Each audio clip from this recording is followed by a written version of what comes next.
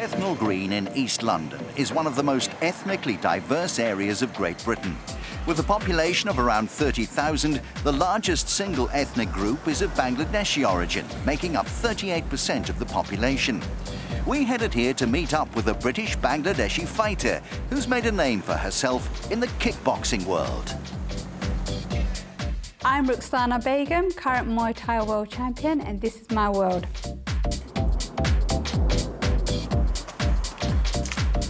33-year-old Ruqsana Begum is a Muay Thai fighter who's overcome issues of health, gender and faith to triumph in the ring.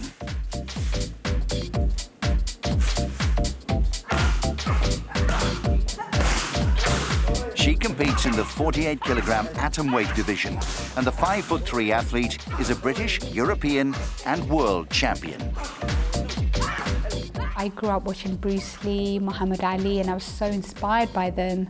And as soon as I came across a kickboxing session in a school, I went along and I fell in love with it. This was the one sport that challenged me mentally and physically and taught me so much about life skills, which is why I guess I can't take myself out of the sport, because it makes me who I am.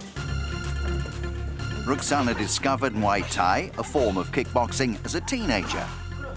Intent on finding a local gym that specialized in the art of 8 limbs, she came across her coach, Bill Judd. They've worked together since Ruqsana was 18.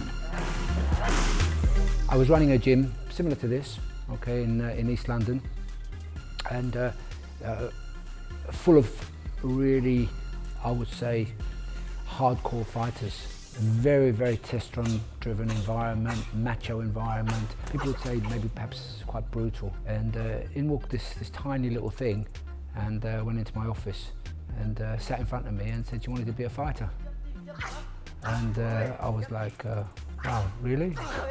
She just broke every boundary there was in those days. Some of the challenges that I faced over the years, again, being an Asian female in a male-dominated sport, being a female, as in coming into a sport like this, in a combat sport, it's only recently boxing has become an Olympic sport where females can have a platform to shine and compete.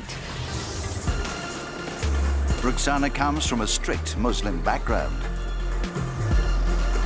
Initially, she practiced her sport in secret. In my head, I thought, why would they allow their, daughter to go ahead and do a sport that is incredibly hard, and it's not very feminine in most people's eyes. So I was afraid to tell them, and I kept it hidden from them for several years. And later on, I realized I wasn't doing anything wrong. I was only pursuing a sport that was, in fact, making me a better version of myself. Ruqsana turned professional in 2008, and it wasn't long before she started to make an impact on the kickboxing circuit. In her first final at a major championship, she won the British title. Then in 2011, she travelled to Latvia for the European Club Cup Championship. There she defeated her Turkish opponent to win gold. I stepped into that ring and I thought, she's got 2 hands, 2 legs, just like me. And I gave it my all, and it was, more than enough. I dominated the whole fight. And in fact, they were shocked. They thought, where did she come from? We've never heard of England having strong fighters. Training 6 days a week in a combat sport is a grueling process, especially for Ruqsana, who has ME. It's a chronic condition that affects the nervous and immune systems.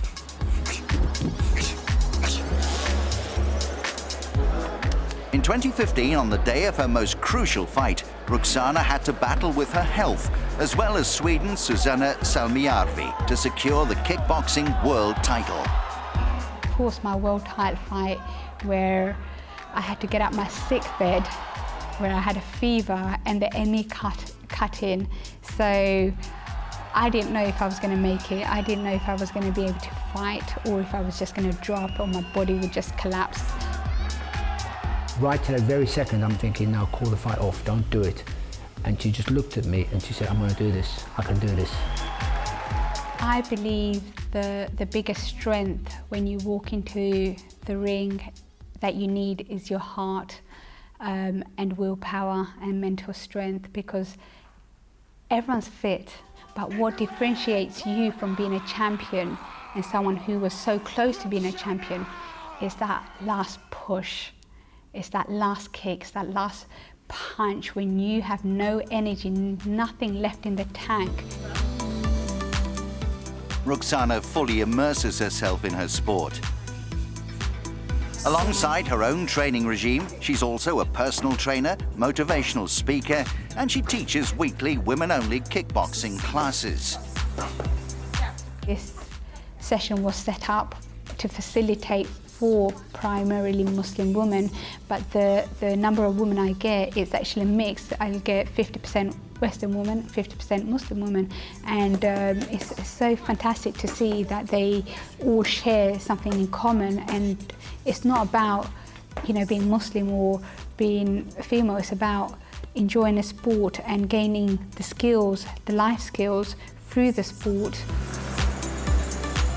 Agnes Ogrobek is one of Ruqsana's clients. Over the last year, they've become good friends, and they often go for a post-workout lunch together. She's so warm and friendly and open and really, yeah, she's real. She comes across as a very honest and very genuine person. Everybody wants to kind of be associated with her and train with her and be part of the story. I guess outside the ring, I'm a typical girl. I love shoes, I love handbags, I love going to the spa. And in the ring, I'm fierce and I'm strong and I'm robust. And outside the ring, I'm quite feminine and quite delicate and shy, in fact. So I have a contrast in personality, but I love the fact that I can step into the ring and be in my element, and no one expects that from me. With a remarkable career that spanned over a decade, support from her coach and family, plus a growing fan base, we asked the 33-year-old fighter just what is next for her. I don't feel retired. I want to see what else I can do in the ring. Also defend my world title, of course. I mean, if I can win a world title in my worst day, imagine what I could do in my good day. Life is about challenges, and it's not turning your back against it. It's about confronting and overcoming those challenges. And whether it's in the ring or outside the ring, this is what I've learned through the sport, is how to overcome it rather than turning my back against it.